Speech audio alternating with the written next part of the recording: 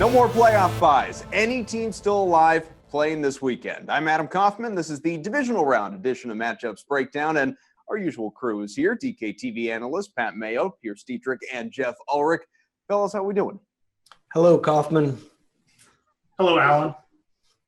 Alan, nice. All right, we don't even need to hear from Pat here. Let's jump in. 4 games. Saturday, you got the Seahawks and Falcons and Texans Patriots. And then Sunday, Steelers, Chiefs, and Packers Cowboys. Now, one of these teams, obviously, is going to be a Super Bowl champ, but first 4 of them just have to reach Monday. Just like last week, 2-game slate for your lineups. Keep that in mind when you're thinking swaps or anything else in terms of strategy. But we're going to run through every game, and each of these guys here is going to give us a stud, value play, and a fade for all 4 of these tilts. Let's start in the NFC, guys. Big points projected in both these games, about 52 for each, as a matter of fact. Seahawks, Falcons first in Atlanta. Pat, start us off with a stud. All right, for me, you go to the top, you see the receivers, you see Antonio Brown, Julio Jones, and Doug Baldwin. And I think, without a doubt, if we're going to power rank those guys' sound salary, I'd still go Julio Jones. He's already lit them up once this season. That was in Seattle. I expect a lot of passing from the Falcons in this game.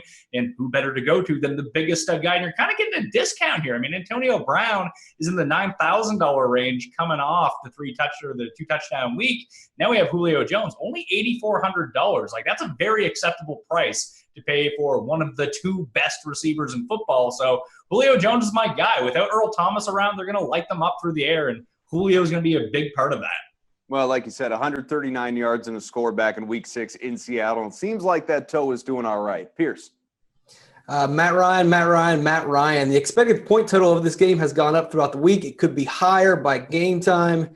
And here's the broken record. Earl Thomas is injured, and Seattle is not the same team without him. They also, though, they can still stop the run, and that's fine with me because that means more passing, more opportunities for Matt Ryan. He spreads the ball all around. It's really hard to stop him when he's throwing touchdowns at tight end number 3. Highest quarterback rating on the year, almost 5,000 yards passing, 38 touchdowns. Don't know why you get off the bandwagon now. All right, well, listen, I know the guy's had a great year. He's an MVP candidate, maybe a favorite, all that. But a reason to maybe get off the bandwagon is Seattle has been one of the best teams against QBs in terms of fantasy this year. That doesn't give you any hesitation? Not with Matt Ryan at home, man. He played well in the first matchup, and if it wasn't for a missed pass interference call on Richard Sherman against Julio Jones, the Falcons probably would have won that game, and that game was at Seattle. Geoff. Yeah, I mean, this is definitely a game to target. I'm going to go on the other side, though. I really like Jimmy Graham in this spot, and I know he's only averaging 4 targets over his last 4 games, and he's really not done much the second half of the season. This is too good a spot. I think the Falcons just do not cover the tight end position well at all. They're fourth most passing touchdowns to the tight end position, 9th in yards allowed. It's just a really area of weakness for them, and they don't cover the RB well in the past game either. And I think this is a situation where Seattle's going to have to use Jimmy Graham if they want to stay in this game. I really like Wilson and Graham as like the main stack from this game. I know Seattle got the run game going last week. I still don't trust it. Teams have had to throw like a lot against Atlanta, and I think Russell Wilson and Jimmy Graham is going to be a very sort of under-owned possible stack this week. That was Atlanta who again? The Falcons. The Falcons, right, of course. Pierce, value. We're with Paul Richardson, worked out last week, and amazing catch last week. I know some people were saying Jermaine Kearse was the better play, but Jermaine Kearse is not going to make that catch. In 2.5 games without Lockett, he's caught 11 of 16 targets, 130 yards, 2 touchdowns. Not amazing numbers, but pretty good. I mean, you don't get a lot out of value when you've only got 4 games. He's got a pretty good opportunity to score here. This game could turn into a shootout, or you could see, like in most games against the Falcons, Seattle could be playing catch-up, and like Geoff mentioned, they're going to be passing a lot.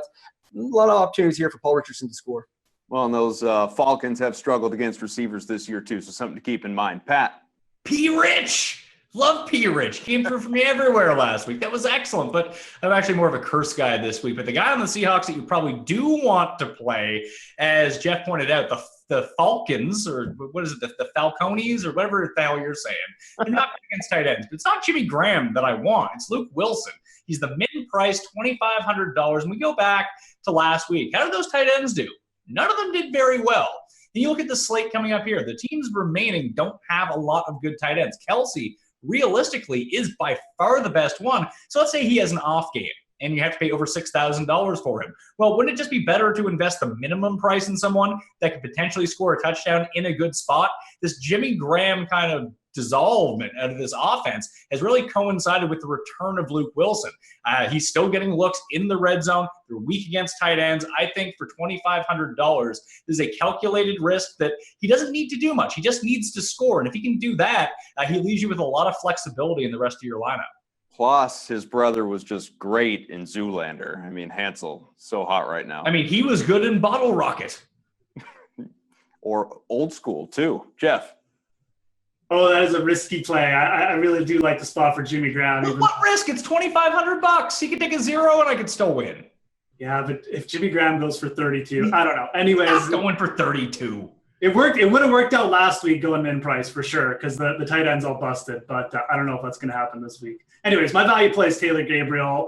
Secondary wide receivers who can stretch the field have burned Seattle a lot the second half of the year. Devontae Adams, Ted Ginn Jr., J.J. Nelson. Taylor Gabriel fits in that mold exactly. He's a deep guy who can stretch the field. He's not going to see Richard Sherman's shadow or anything like that. He's practiced in full this week. I really like him in this matchup. I think 4,400, 4,500, whatever he is. He's the guy I want for tournaments. That made a good point. Sanu could definitely be a PPR guy, but I think for tournaments, I'd rather take Gabriel. Seattle has given up 15 touchdowns, about 13 yards per catch to opposing wideouts this year as well, including the playoffs. So may very well be a good target. Let's go back to Pat with a fade. Who you not looking at? Who you getting rid of this week? Jeff kind of hit it off the top. I'm not sold that Thomas Rawls is going to run wild all over the Falcons, just mainly because Matt Ryan's going to put points on the board. I have no doubt about that. That's going to force Seattle into the air, and Thomas Rawls is a lousy pass catcher. I was really hoping we would get the return of CJ Prosites because I would have played him everywhere at $4,200, but he's doubtful. Doesn't look like he's going to suit up for this one. And yes, if you're not going to get catches out of the backfield and the game script is planning to go completely against you, you're going to have to score some cheap touchdowns and hopefully add stuff up along the way. I mean, even at 6,900, he could score 2 touchdowns, finish with 30 rushing yards, and really not even return all that great of value. So no thanks on Thomas Rawls. What about early on, though, maybe before it's a shootout? Because the Falcons are terrible against the run. They are, but do you really expect the Falcons to be held down for that long? Well, I guess it depends how long that long is, right, Jeff? Yeah, I think I'm aboard the Thomas Rawls fade wagon again, although it didn't work out very well for me last week. But my fade is actually the other running back on Atlanta, Devontae Freeman. I think at 5,900. Look, Freeman's had a really, really strong end to the year, but I think there's a bit of a regression coming in this matchup. And I think he's built that strong sort of end of the season on scoring a lot, making some big plays against weaker run defenses. And I just don't see an explosive play against Seattle happening. They're just too good at run defense. So 5,900, he's just not really a player I want to target. He does get quite a bit of passes, but he splits a lot of the passing back duties with Tevin Coleman now. So he really hasn't produced like huge passing numbers. So I just think at 5,900, there's better ways to go this week. Pearce? Well, I'm going to chime in on the Jimmy Graham debate, and I say fade him. He's just too hard to predict. You just never know what he's going to do. And the reason is he's just not a stable part of this offense. This isn't New Orleans. He and Russell Wilson don't really have that connection. He'll have big games, but he also has those pedestrian games where he has 4 catches for 40 yards and really doesn't do that much. I think he's going to go down a little bit. Maybe he gets you 10 points, but do you really want to spend that money when you want to spend up for like a Le'Veon Bell or some of the more expensive guys? And I know Atlanta has given up a lot of points to tight ends, but I think that's situational in shootouts and in catch-up mode. And also, though, Seattle doesn't have – I know Jeff's saying, well, this is what's going to happen. But Seattle doesn't have very many weapons, and so the Falcons can focus on shutting down Jimmy Graham. I just don't see it from him this week. Jeff, you want to defend your guy? Oh, I mean, I'll just wait until Saturday when he scores like 30 fantasy points. But I just think, Pearce is right. He's not a stable part of the offense, but the spot is so good. I mean, Kobe Fleener isn't a stable part of the New Orleans offense, but he scored 30 fantasy points against them. So I think the upside is just there for a big game. I think this is the time you take a chance on Jimmy Graham. But then last week was a great opportunity for Jimmy Graham against Detroit, and it just they were at home last week, and they were favorites, so there's more of a likelihood that they get out in front and just sit on them. I don't think they're going to sit on Atlanta. Pat, anything? You just keep shaking your head. Hey, listen, I gave Luke Wilson as my value play. I'd rather play him than Jimmy Graham. All right, let's make the move to the other NFC game. Packers, Cowboys. Now, experience versus inexperience among the many storylines. The Pack certainly looked like the real deal in a blowout over the Giants. So, once again, back to the top studs. Pearce. Taking Aaron Rodgers. I was pretty emphatic last week that a hot quarterback beats a good defense, and that's exactly what happened. And I would argue that the Giants' defense, which I'm not a big fan of, is probably better than the Dallas Cowboys. And then I want to ask you this question. Is Dallas rested or rusted? Because 3 weeks is a long time to wait to get into the game. I really like Aaron Rodgers in this. Dallas does not scare me one bit. And look, I'm not going to read you the Aaron Rodgers stats that we read every week, but nothing's changed. They don't have a running game, and they have a super hot quarterback like Hansel. I'll give you a stat that I saw that I read the other day. Fascinating. Last 8 games, Aaron Rodgers, 22 touchdowns, 0 interceptions. Pat. Yeah, Aaron Rodgers has only finished out of the top 3 in total DK scoring for the week at quarterbacks once in the past 10 weeks, too. I mean, it's just he's very, very pricey this week would be the only thing. And I think you could probably manage to squeeze value out of Matt Ryan, hopefully, close to Aaron Rodgers' numbers for a far discounted price and then be able to pay up in other spots. At least for me, if you can afford Aaron Rodgers, obviously you take him. But in this game, I'm going with Dez. I think this game turns into a shootout. I do think that the Packers get up here, and they're not going to be able to just sit back and run the ball. And if that's the case, you can take advantage of how lousy the Packers secondary is. They suck against wide receiver ones. So if Dez can get around 10 targets plus some red zone looks, he's going to light it up. You start your teams Julio, Dez, you might even not have to take Le'Veon Bell if you can't afford him. If you can, obviously that would be great. But just having those two guys is so stable. Yeah, horrendous against receivers this year. Geoff. Well, I mean, the way you afford Le'Veon Bell and some of those big-name receivers that Pat mentioned is you go Dak Prescott over Aaron Rodgers. And the upside for Dak Prescott to me is just it's almost as good as Aaron Rodgers in this spot. He averaged 6 more points, DK points, at home this year. And here's a really interesting stat. Against the Green Bay Packers, opposing quarterbacks have had to throw 44.5 times over their last 4 or 5 games. I think that this is another spot where Dak is going to throw more than people think. The Green Bay running defense isn't that bad. It's actually pretty good. And I'm not saying they're going to shut down Ezekiel Elliott completely, but I could see them holding him out of the end zone, and they're going to have to put up points. Dallas is going to have to put up points to win this game. They're not going to shut down Green Bay's offense. Dallas's defense just is not that good, quite frankly. I love the spot for Dak Prescott. He's only $6K. I think he's going to have to throw more. I think he's going to have to do some things with his feet to keep Dallas in this game. Love him at this price. Is this feeling like a shootout to you then? Absolutely, yeah. I mean, it's just, the defenses just are not good, neither of them. All right, Pat, value.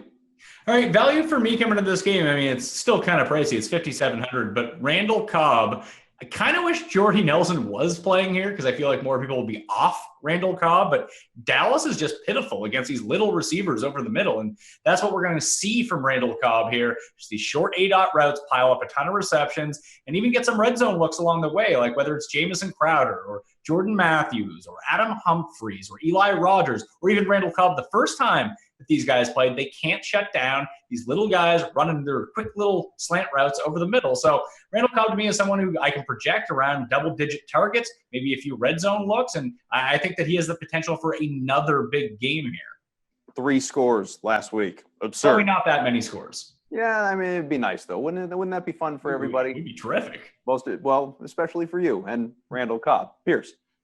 We'll take Terrence Williams. And, on these small slates, it's about finding that cheap wide receiver. It's a really popular play. He leads the Cowboys receivers in snaps, 4.5 targets average over the last 4 games. Those really aren't great numbers. But what I'm looking for here is a punt that's going to have opportunities to get a couple catches, get some yards, maybe get into the end zone, and that's going to be low-owned. And that's pretty much Terrence Williams, especially if this is a shootout. Green Bay's pass defense is not very strong, and they're going to have to focus on shutting down Ezekiel Elliott, which means a lot of the Cowboys receivers are going to be facing one-on-one coverage. He's going to have the opportunity here. He's going to be low-owned, so I'd say take the chance with him on a GPP. All right, there's one in particular I'm waiting for in this game for value. Let's see if Geoff has it. What do you got? I'm going for Jared Cook, and he's the guy I mentioned in the spot last week. I know he's Pat's favorite player, but I liked what I saw last week, and he had 9 targets as the second highest season total. He only scored like 10 fantasy points, but it wasn't the end of the world. It was still a pretty productive day, and it really comes down to the matchup again. Dallas allowed the most yards and most receptions to the tight end position in this season, and that's kind of shocking considering Dallas kind of plays slow. With Jordy Nelson out, Jared Cook was split wide last week. I think they're just going to keep doing that this week with Jordy Nelson out. They kind of use him as a receiver. I think he's going to see even more volume this week. I just think at 3,900, he's another guy you should consider. I think I'd rather have him than Randall Cobb this week. Pat? I mean, I was going to say fade Jared Cook, but I mean, he had his best game of the year. He had 10 fantasy points. Yeah, he's great. All right, well, why do we pick right up with the fade then? I mean, but outside of Jared Cook, who I will not be playing whatsoever, not really big on Devonta Adams this week either. I mean, I'm so high on Randall Cobb that I think if Dallas is going to try to shut someone down, it's sort of their stretch the field playmaking type receiver. So they can really box him out easily. Devonta Adams is not the greatest receiver on a one-on-one basis. So I think you can really game plan to take him out here. I think he's going to be a popular pick. The price is right, and that just lines up for a good fade for me. All right, well, you're high on Randall Cobb. Jeff? High on Randall Cobb? I mean, I'm not trying to argue with Pat specifically, but I'm going to take the complete different opposite viewpoint. I feel like we should just play a head-to-head this week. We probably should, because we'll have very different laps. I do like Devonta Adams in this spot, and I think he can beat the Dallas cornerbacks one-on-one. I don't think Brandon Carr is good. Look, Devonta Adams had a really good year. I know people like to make fun of him. He's got a few bad drops in the end zone. You look back at his game logs, man, he's had some massive games. He's really improved this year. He's become a consistent downfield option. I think he's going to have a big game. And quite frankly, with Randall Cobb did not get the increase in salary I thought he would. I think he's too cheap, and I think that's going to make him too popular. I'd much rather pay up for Devonta Adams in this spot. Randall Cobb also has kind of a bad history without Jordy Nelson in the lineup. Jordy Nelson missed all last year. Randall Cobb was pretty bad. So I'd rather go Devonta. I understand I'm kind of risking it there with fading Cobb, but I do think that's the play for me. Pearce? I'm going to have to second that. I'm fading Cobb as well. You guys have lost it. We have lost it. Well, I'm just assuming that Jordan Nelson's not playing, so Cobb is in the game. No big deal there. The problem with Cobb is, as they've mentioned, he's so cheap, and everyone's going to be on him, and it's such a small slate. And when I look at Devonta Adams and Cobb, and I see a shootout, I want to see opportunities for both receivers. Both of them are pretty much the same guy in my mind. So I'd rather spend up, take the lesser-owned guy, and stay away from Cobb. And, you know, on these small slates, a lot of times the winning GPP lineup has money left over, so there's really no problem with spending up with Adams and definitely differentiating yourself. So I'm staying away from Cobb. Well, this next one could feature a lot of points, but odds are, in all likelihood, it's going to come from just one side. AFC, Patriots will host the Texans. Should be a horrendous football game, but maybe very good for fantasy. I'll let these guys get into that. Stud and Pearce, begin. I'm going to take LeGarrette Blount. Houston is just the 17th best run defense, and Blount's got 1,200 total yards this year, 18 touchdowns. And this looks like what we've seen over the last couple of weeks, where New England gets up on somebody real quick, real early, blows them out, and then just tries to squeeze the air out of the ball. And they will give the touches to LeGarrette Blount in the second half. If you look at the Jets game a couple weeks ago, he got 13 second-half touches when they were up 27-0. I expect pretty much the same outcome. And I know some people worry, well, what if Tom Brady throws a bunch of touchdowns? Well, the fact is, Blount has 18 touchdowns this year. He gets in the end zone. If you can't trust him, then you can't trust anybody. Generally, I agree with you. He's been a monster this year. He has dealt with a bit of an illness this week. He missed a couple of practices. Any concern there? No, I mean, they haven't released exactly what the illness is. It sounds like the flu. I think they said he was going to be at practice tomorrow, but I'm not really worried about that. He's going to play. I mean, if he's not going to play, they would have released some sort of more description of what happened. You don't know Bill Belichick, do you? Jeff? Maybe he's not even sick. Excuse me. I'm going to go with Julian Edelman as my stud. And there's a lot of different factors in this game. I mean, I expect the Patriots to win by a lot. And I also expect them to keep their foot down because it's a playoff game. And Julian Edelman's only 6,800. And a lot like Doug Baldwin last week, I just think he's too cheap compared to the top receivers, averaging 12 targets over his last little bit here at the end of the season. And he only scored 3 touchdowns. That might turn some people off, but I really think that's just a bit of an anomaly this year. I think this is definitely a spot where he can take advantage of kind of a thin Houston secondary, the Texans secondary, sorry. And really, Houston is strong against the run. They allowed under 100 yards rushing. So I do kind of expect the Patriots to attack them a little bit more through the air. And I mean, Edelman could definitely go for a couple touchdowns here. And I just really like him in tournaments as kind of a leverage play off LeGarrette Blount. Look, LeGarrette Blount could go nuts as well. You're kind of going to have to pick and choose from the Patriots and just hope it works out. But I would not be shocked at all to see them go pass heavy this week. Career game, we know that last time out a couple of weeks ago, and also has been targeted at least 8 times. I think every week dating back to week 10, so it's been a while. Pat? I mean, I like Blount as well. However, I think that almost going back to what Pearce said about Cobb and paying up for Adams, I think I'd rather pay down a little bit for Lamar Miller. And I don't love Miller in the spot. The Patriots' run defense is pretty good, but it's not so much the running I'm concerned about here with him. I just think they get down by so much, and the Patriots are going to be like, yo, listen, you can have your 7 yards on the ground all you want on 3rd and 13. Go ahead and take it. He's going to be more involved in the passing game this week, and I just think he's going to be very low owned. So as a differentiator for me at the running back position, I do like Lamar Miller here. Maybe he can see 7-ish targets because Brock Osweiler is terrible and will just check down even when there is no reason to check down. So this is a spot where I think maybe he can sneak into the end zone. If he does that, he's going to more than return value. Does this go back to, though, the conversation we were having earlier about it? The score may get out of hand so quickly, they're not going to be running the ball all that much. Yeah, but the difference between Miller and Rawls is that Miller will remain involved in the passing game. Sure. All right, value. And Jeff?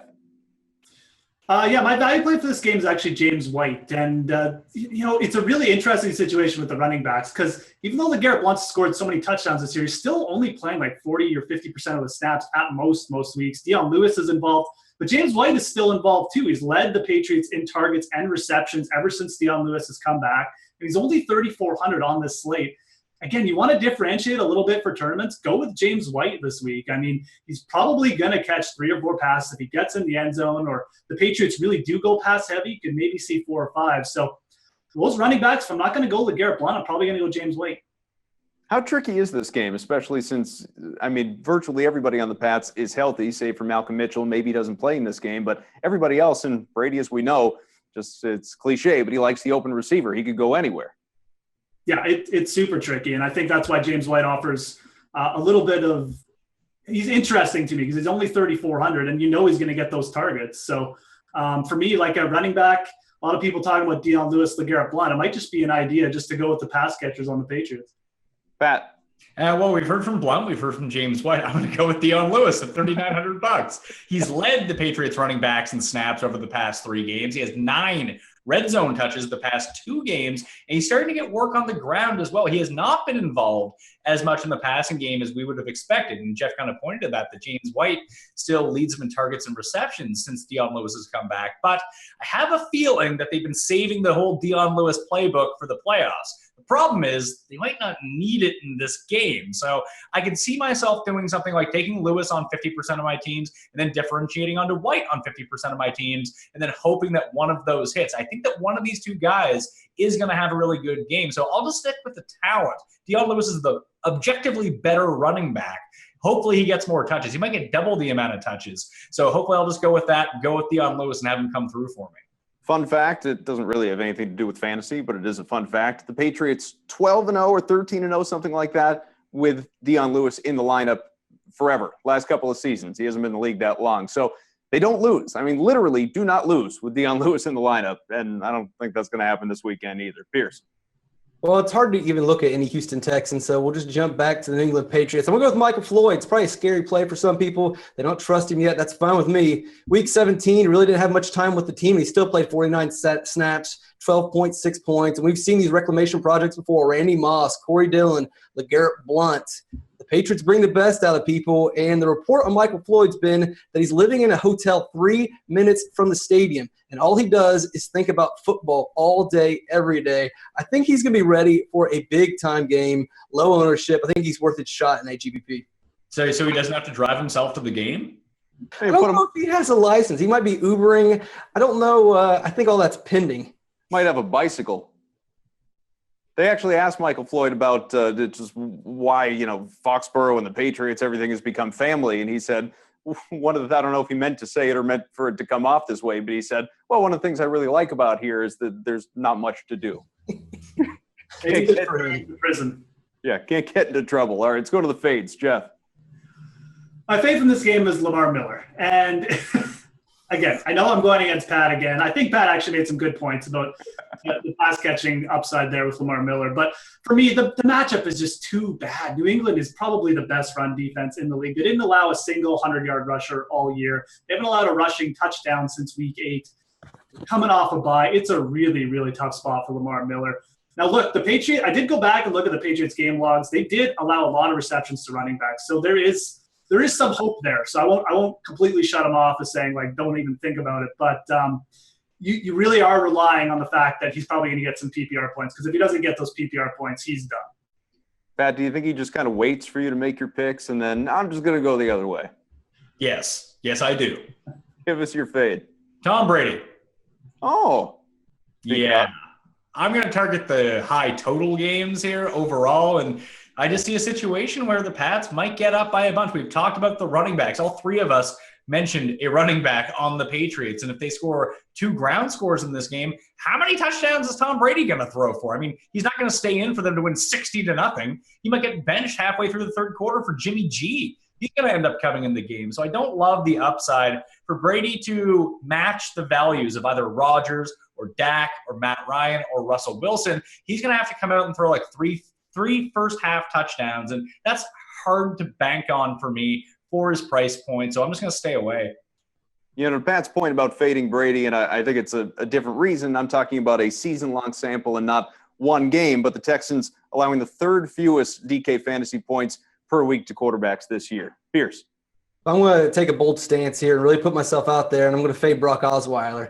I did it last week, and it blew up in my face. I got to admit, he actually had a good game, but seriously, he had the best game of his life, and he scored 18 points. That is his ceiling. That he shouldn't even – that's even beyond his ceiling. He played a perfect game. It was a perfect script. Never going to happen again, especially not against the Patriots.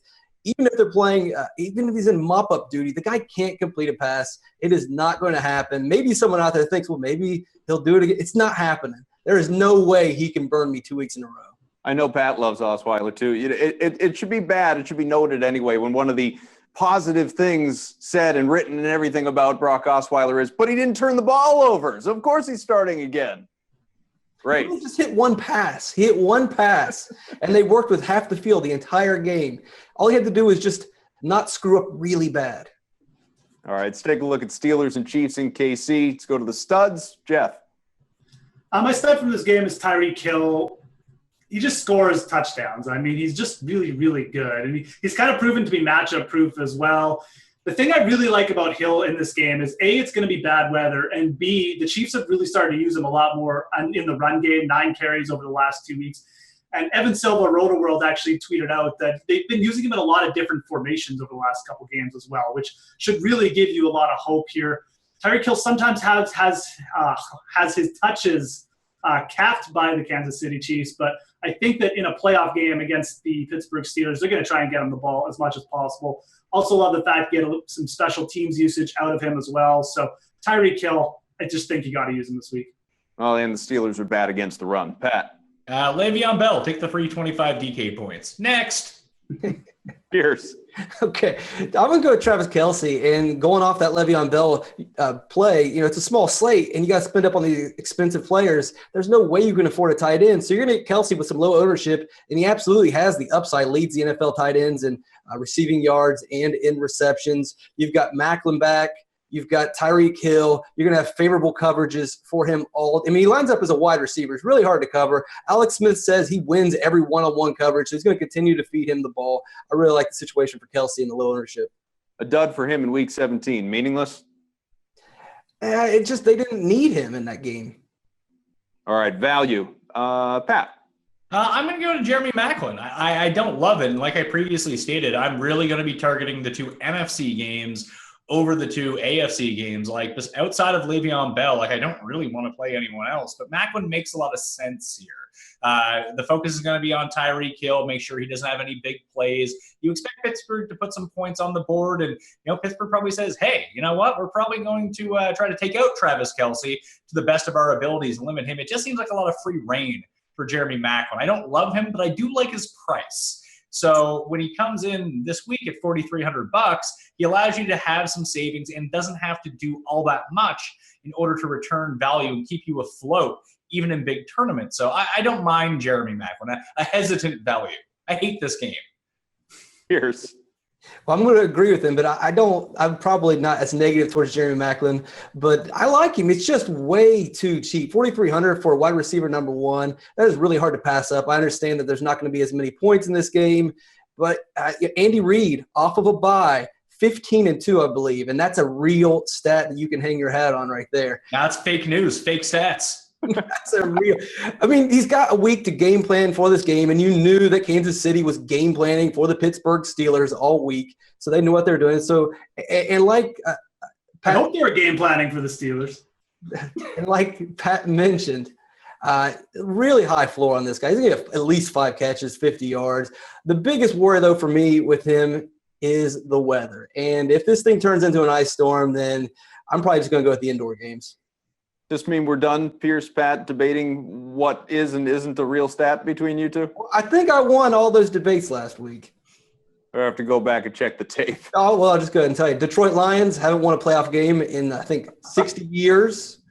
Or they won one home playoff game in 60 years. Eli Manning, he did what was he? Was he undefeated when he was an underdog? Yeah. I don't know about that one anymore. Those seem pretty ready off the top of your head. You been thinking about I those? was waiting. Jeff. Thanks for bringing up Detroit, Pearce. My value play is Spencer Ware, and it kind of builds on the idea I talked about with Tyreek Hill. I think Kansas City is going to run the ball a lot in this game. It's a bad weather game. Spencer Ware is built to take 30 carries in a game like this. He's a battering ram of a running back. And I think if you want to target one guy from Kansas City in this game, you just stick Spencer Ware in there. He's pretty cheap for running backs. He's going to be a good contrarian option. He's healthy. I practiced this week. He looks like he's going to play. So I think he could – if Pearce mentioned, I mean, Kansas City, Andy Reid is really good off buys. If they get ahead in this game, Spencer Ware is going to see a big workload. I think it's a good way to go contrarian. Obviously, I still like Le'Veon Bell. He's going to get his points regardless probably. But I think Spencer Ware is definitely an interesting play in this game. Not worried about the rib injury? No, it looks like he's healthy. I mean, it looks like he's going to play. I mean, I don't think he fractured a rib or anything, so I don't think it's anything huge. Not really an injury I'm too concerned about. Pat, you actually hate him or just wanted to disagree with Jeff? No, I actually do hate him. He's not my fade of the week, but I'll give you 2 fades. I mean, fade this game for the most part, but Spencer Ware, Pittsburgh has been really good against running backs like the past 5 weeks. It's been kind of nuts. They shut down Shady. They shut down Jay Ajayi. I don't think they're going to have a problem shutting down Spencer Ware. Kendrick West might be a better play. He's a better fit for this offense against the Steelers regardless. But Spencer Ware is going to get his snaps. He's going to do nothing with him and have fun with that. Fade for me. Real bold here. Antonio Brown. I like Antonio Brown. He's fine. He's too expensive. You can have Julio Jones for almost $1,000 cheaper. Yeah, give me that instead. So no Antonio Brown for me. Pearce. I'm going to build off that, and I say fade Ben Roethlisberger. He was in a walking boot earlier this week. We've seen him come back from injury this year, and he didn't look good in the first couple games back from injury. We all know that he's not very good on the road. His quarterback rating is 40 points lower.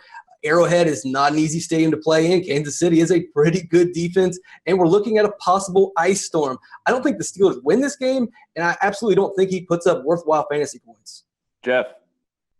I'm going to try a different strategy and pick on Pearce this time. My fade is Travis Kelce at 6,100. It's just too expensive for a tight end who's going to be playing in a game that's probably going to be taking place in an ice storm. So Pittsburgh's not bad against tight ends either. Ryan Shazier is a really good cover linebacker. So for me, I'm all about Jimmy Graham this week, so I'm not going to pay up for Travis Kelce, who's $1,100 or $1,200 more. There's a lot of mouths to feed in Kansas City as well. So we already talked about Macklin, Tyreek Hill, Spencer Ware, who I like. So I'm fine fading Travis Kelce. I don't know what the line was on number of times we'd hear ice storm during this show, but we've passed it. So enough. We hit the quota. DST, there are 8 teams, only want 1 from each of you guys. Pearce. So we've hit the quota. So I'm going to take the Kansas City Chiefs. And I just mentioned literally about 2 minutes ago. So if you want to rewind it, here it is. Big Ben's injured. He's not very good on the road. His quarterback rating is lower. Kansas City Chiefs are good. It's a tough stadium to play in. There is going to be a mix of snow and rain. And also, as Jeff mentioned earlier, Tyreek Hill and the special teams, absolute wild card right there. The only thing I worry about are the NFL referees who seem to give the Steelers every single break. It's rigged. Ruin this play. But if the referees abide, then we will be fine. Let the dude abide. Pat. The crooked NFL always have to get Pearce. Too bad. Listen, if you can afford it, take the Pats. I mean, that's pretty easy to say, but they're a bit too expensive for the short slate. So I'll go with the Falcons. I think that the Seahawks do put up points, but as the game script that I laid out earlier when we talked about that game, a lot of passing. And what does Seattle have? The worst offensive line in football. Vic Beasley is going to bring so much pressure from the outside. He might pile up 3 sacks himself, but I don't really care about the sacks. It's about the pressure. Get pressure on Russell Wilson. Force him to throw over 40 times in this game. He's going to make some mistakes. So if you're looking for a high upside defense, now it's going to be a very risky defense because they could give up a lot of points here and maybe end up in the negatives. But that's a bullet you're going to have to swallow for a potential upside play that is very cheap, that works within a salary cap if you're taking a lot of stars. So I do like the Falcons at 2,800. And Jeff? I'm going to go with another cheap defense. I'm going to go with the Steelers. And I just think that, how can you play the Steelers if Spencer Ware is going to rush for 800 yards? Well, they treated me pretty good last week. I think they were the highest scoring defense. So I think I mentioned them too. But again, I want to target the messy game. So, this is going to be the messiest of the games probably. And really what has changed this week? Alex Smith is kind of a limited quarterback, just like Matt Moore. Pittsburgh's getting really good pressure on the quarterback, forced a bunch of fumbles last week. I think it's still a good spot. I think, there is a bit of a risk. Kansas City's a good team. Spencer Ware could, get ahead and take a lot of carries and beat them up that way. But I think Pittsburgh's shown enough that if you're going to take a chance on a cheaper defense, I'd rather go Pittsburgh than the Falcons. Andy Reid off the bye. But hey, who's keeping track of the stats anymore? Hey, you just said that the Steelers get all the breaks. So, why not take their defense?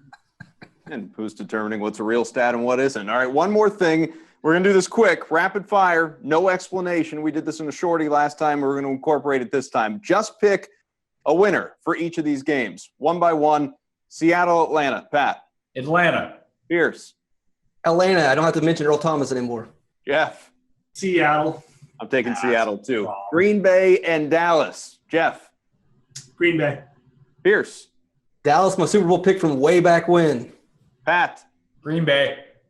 Dallas. Houston, New England. Do I even have to ask? No. I'm Pearce. I take Houston. The stats tell me I have to. Pittsburgh and Kansas City. Pearce. Kansas City. Jeff. Pittsburgh. Pat. Kansas City. Pittsburgh. All right. Thanks to these guys. Good luck setting your lineup. Hopefully you learned a thing or two, or at the very least, you were entertained. We'll do it again next week and maybe mix in some other fun stuff as well. And check out our other matchups breakdown shorty as well. Get into a deeper dive with the defenses. In the meantime, enjoy the divisional round. Keep it locked in to DKTV and the DK Live app for the latest insights and analysis here in the NFL playoffs.